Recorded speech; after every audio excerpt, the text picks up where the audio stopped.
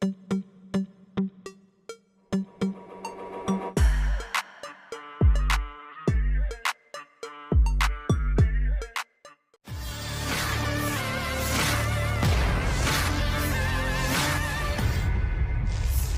di media sosial Telegram, sebuah video yang memperlihatkan Su-27 Angkatan Udara Rusia jatuh terbakar di atas Sevastopol pada Jumat tanggal 29 Maret tahun 2024.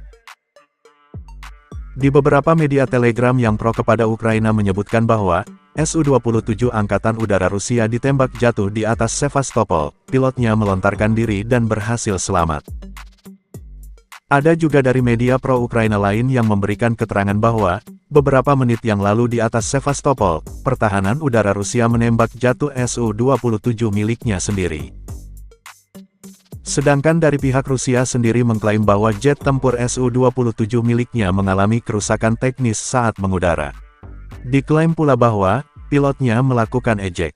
Dia dijemput oleh tim penyelamat dari layanan penyelamatan Sevastopol pada jarak 200 meter dari pantai dan berhasil selamat dari peristiwa tersebut.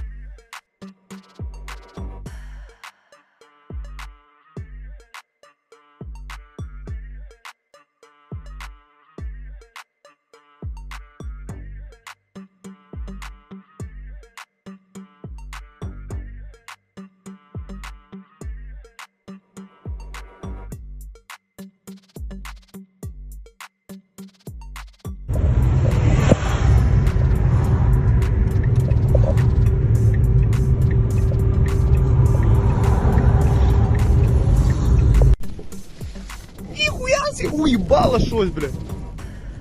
Ёбнуться. Сейчас как ёбнет. Download Tribun X sekarang. Menghadirkan lokal menjadi Indonesia.